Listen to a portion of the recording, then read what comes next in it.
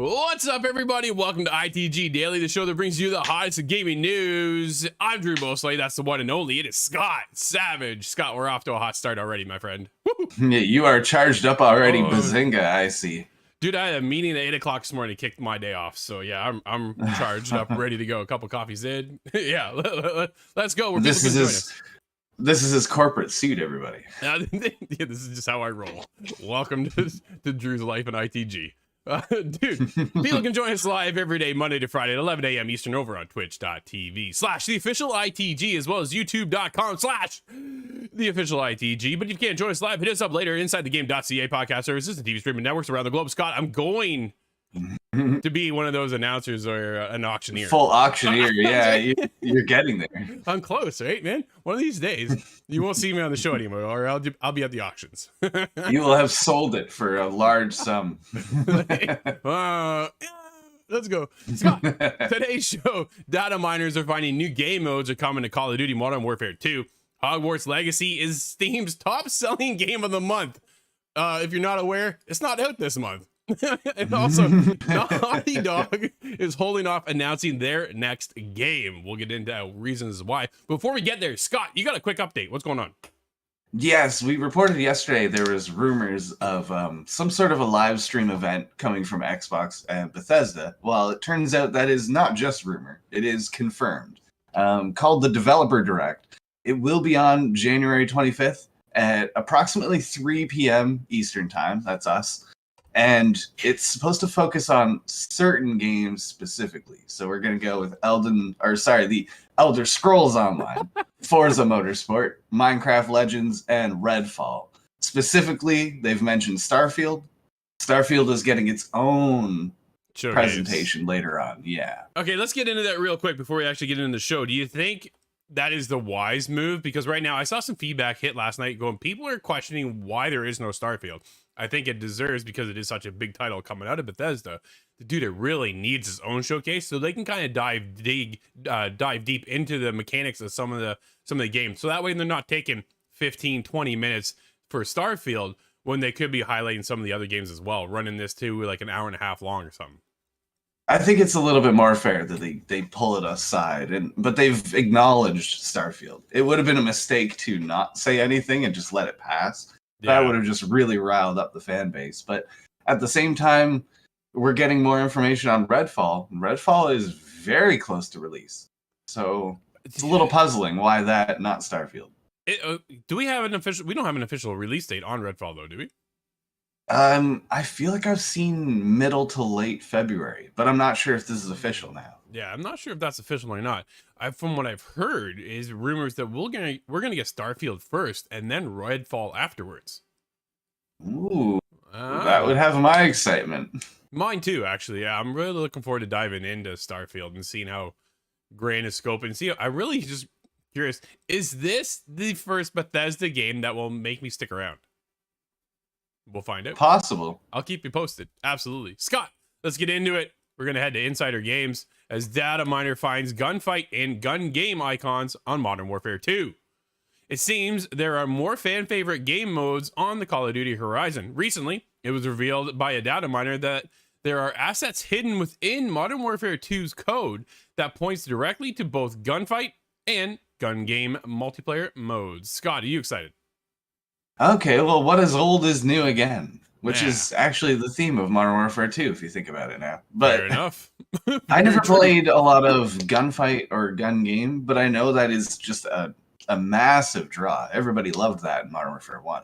Yeah, this would be a great question for Corey. Both of the game modes are iconic, with gun game boosting a legacy that can be traced back to 2010's Call of Duty Black Ops, where it was first introduced, while gunfight has only existed since 2019's Modern Warfare. It had proven itself to be a popular mode, pitting small teams against each other with randomized loadouts in close quarter environments. Scott, that sounds like Gulag. Okay, man, and I suck at Gulag. I really do. I'm always kind of more reliant on my team to carry me through that. My teammate. I have one motion. I run it like a drill, like I'm John Wick. It doesn't matter if there's anybody there. I run the same drill every time. Yeah, that's fair, man. If it works, right? Good for you. Very rarely do I come ahead over there and to jump back in with the rest of the team, but we'll see. I wouldn't mind trying out gun game. But here's the thing: are you Um, are you excited that they're bringing back old game modes, or would have preferred to see something new? I'm happy to see old game modes return because the new side of things seems to be a little bit more Battlefield esque, Mm, which is okay for me being a fan of Battlefield. But I sure. like them to kind of be separate in the same way that Star Trek is separate from Star Wars. You know, I look at these two shooter franchises the same Sure. way. No, that's fair. That's fair. I know. Still, Call of Duty going strong. I don't think it's going anywhere anytime soon. When it did launch, dude, it launched to the tune of $800 million in the first week. Yeah. Oh, hey, as long as they keep Kit Harington out of it, Well, that seems to be a curse. are there any other game modes you want to see come back? Anything you'd like to see introduced? I would like a zombie mode, but I know this is not the side series for the zombie modes.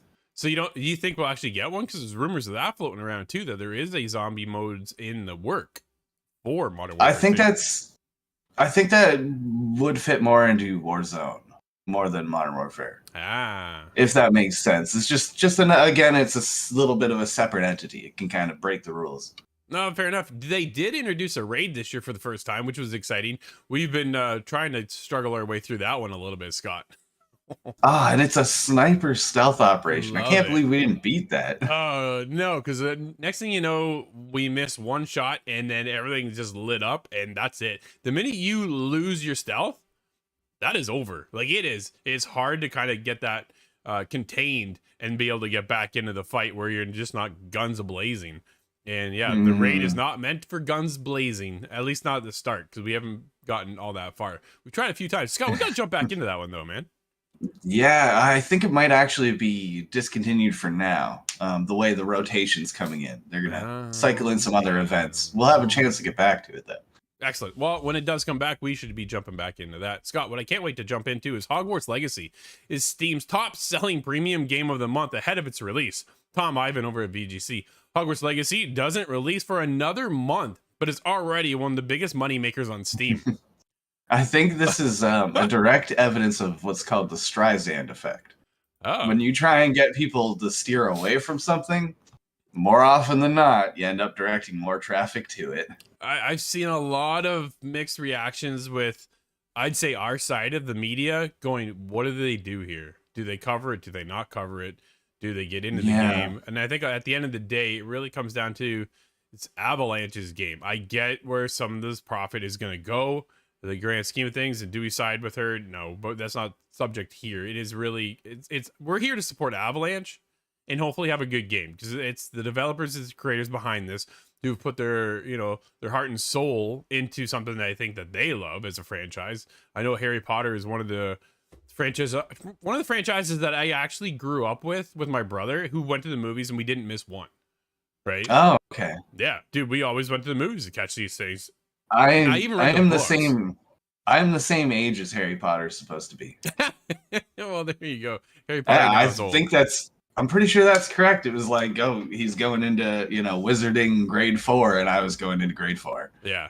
Now, granted, if you are following or not following, this takes prior to Harry's whole story. So this is how you get into creating your own wizard, right? And then growing up and getting into the ranks and doing all that kind of stuff. Dude, I think it looks fantastic. Corey hit me up the other day. He's like, yo, are we getting codes for this? I'm like, I am trying.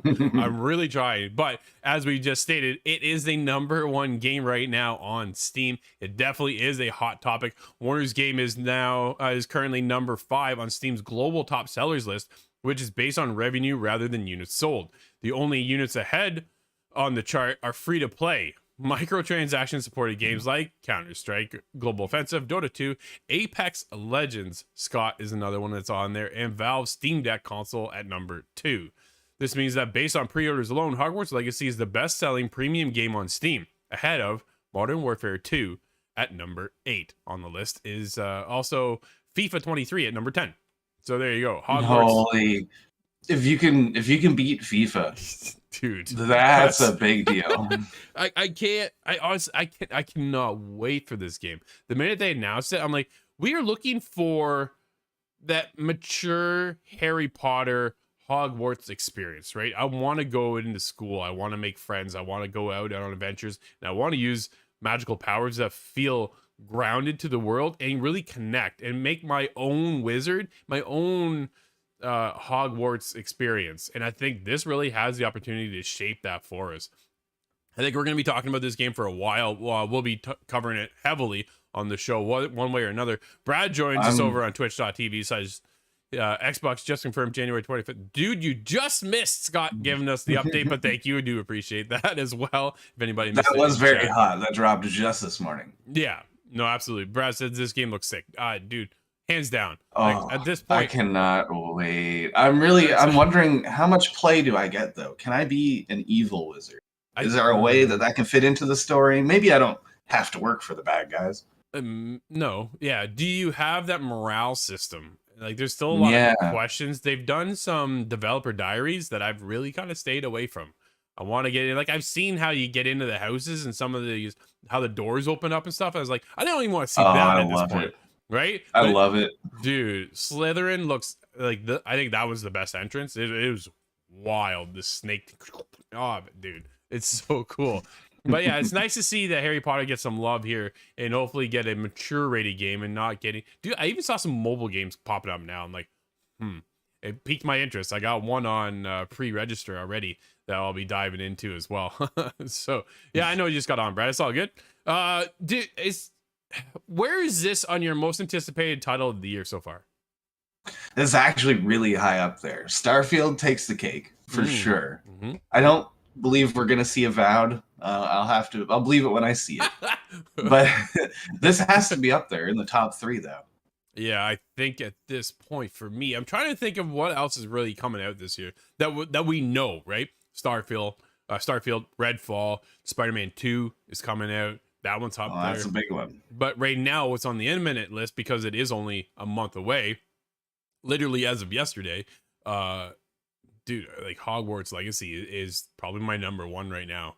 My most anticipated. It looks gorgeous. It looks like it's going to run cool. It runs smooth. And it looks like it's going to have that character and charm that we know from Hogwarts, right? And the personality and the teachers are going to be there. We're getting into some things I think a lot of fans of Harry Potter, and I've been a Harry Potter fan forever now, that have really been kind of just clamoring for. So we'll see. Definitely a lot of hype around this game.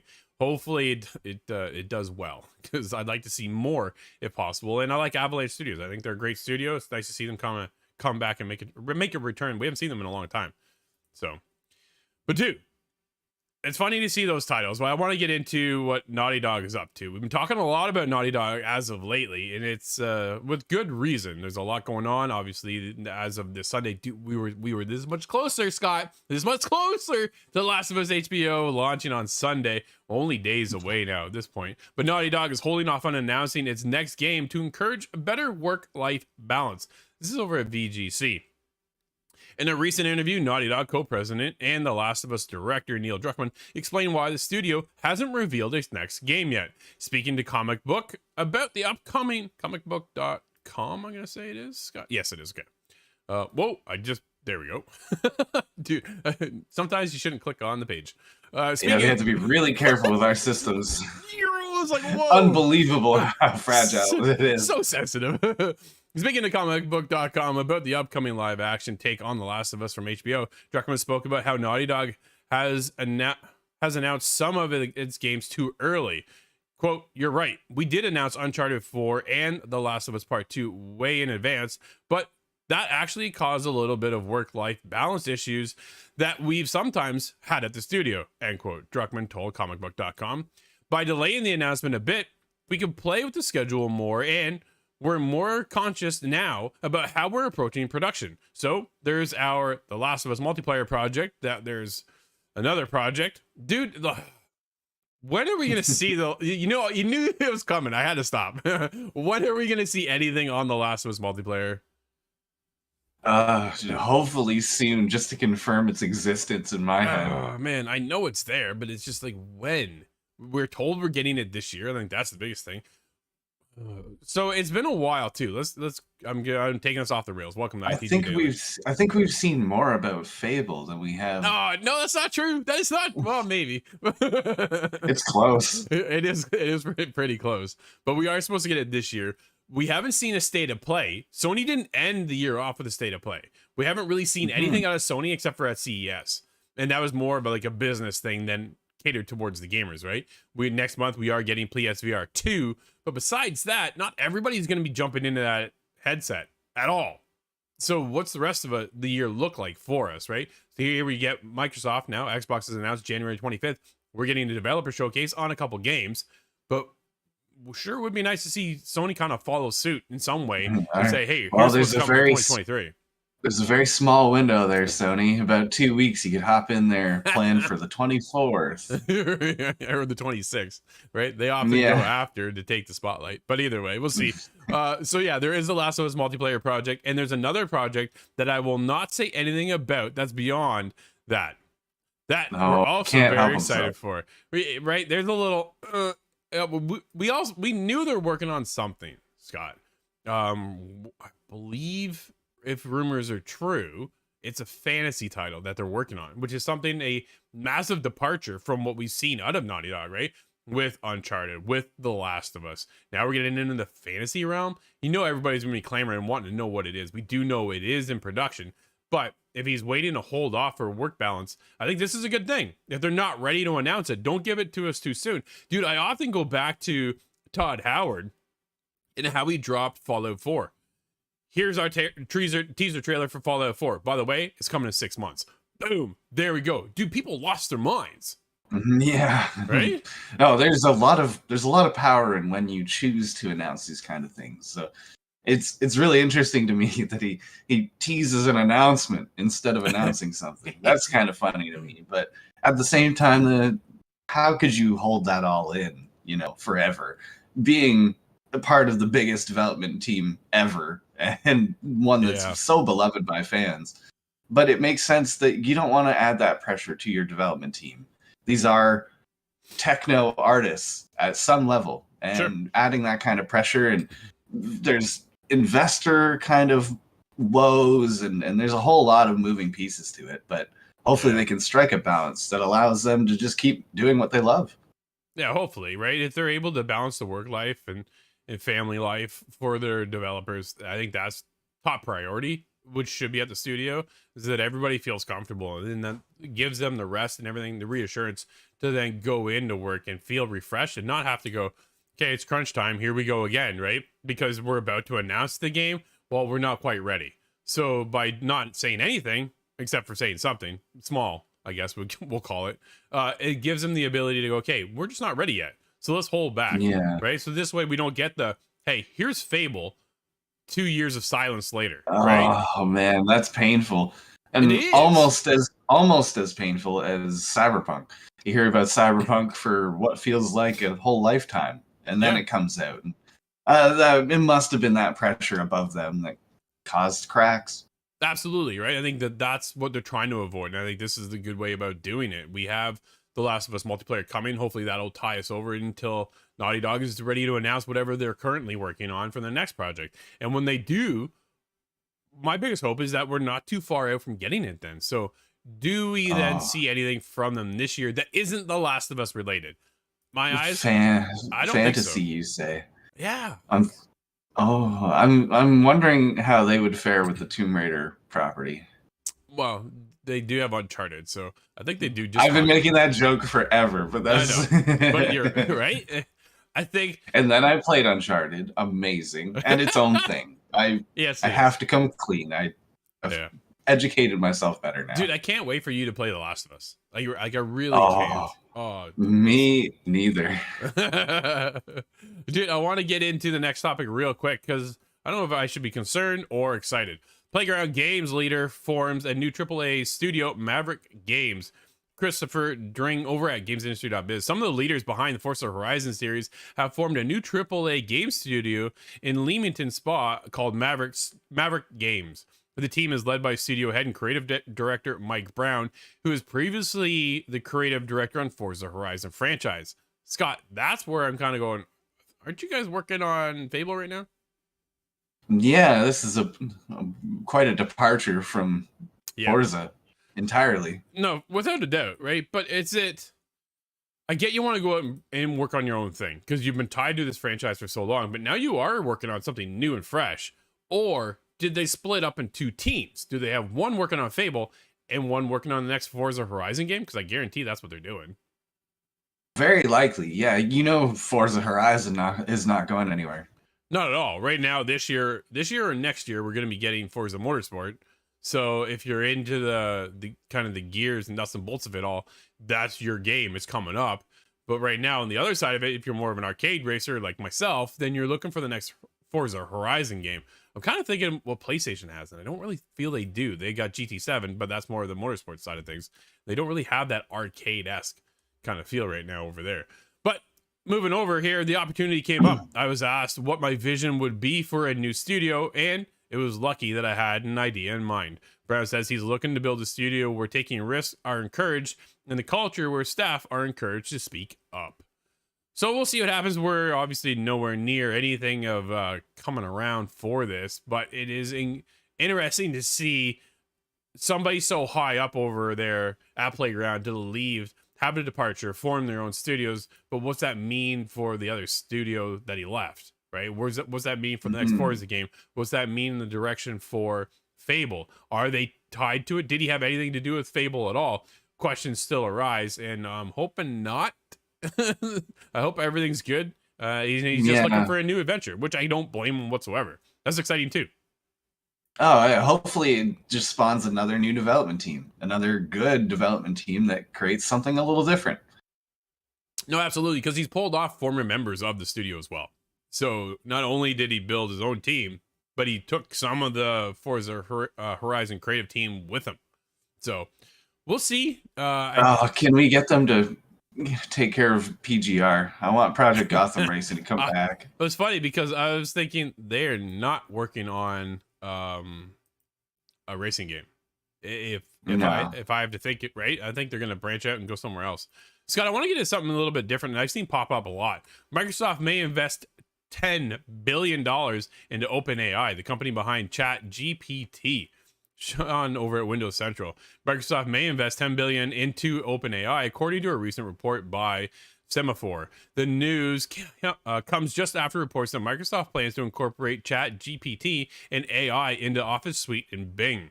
At this stage, it's not clear if the deal has been finalized. According to Semaphore, potential investors have been sent the terms of a deal that had a target date for the closing of the end of 2022. Scott, AI is a hot topic right now within the industry. A lot of artists are kind of on the wave front. We've seen Journey, I think it's called, and a bunch of other apps come up where to create art, you're just really typing out a couple words and then producing something. Starting to see a lot of that go into the chat form now as well. There's artists are extremely angry just about everywhere, I think, because I believe that was your occupation for quite some time, wasn't it? Well, taking feedback and turning it into art. No, absolutely. Well, I still do, right? As a tattoo artist. No AI can put that on my skin, though. Well, that's where I'm lucky, right? Because you need a tattoo artist to be able to do what I do, and many others who are tattoo artists. You can't get a AI to do that, at least not right now. We'll see what the future holds, but as of right now, But we do see a lot of them come up, and I've seen them produce some incredible work, but at the end of the day, it's not a person doing that work. So how do you give credit? I've seen comic books pop, dude. I've seen all kinds of things, but what's popped off today is a couple games are actually out. Scott, what do we have? We have one that you've been spending some time on. I'm not sure if you can talk about that yet, but we have Children of Silent Town, and that is on PC, Nintendo Switch, PlayStation 4, 5, Xbox One, X and S, and a title by the name of Gross on PC. That's gross. Scott. Gross. Everybody, thank you so much for hanging out with us. This has been ITG Daily, the show that brings you the highest in gaming news. You can always join us live over on Twitch as well as YouTube at the official ITG. But if you can't join us live, hit us up later inside the game.ca podcast services and TV streaming networks around the globe. Until tomorrow, everybody, I'm Drew. That's Scott. We'll see you inside the game.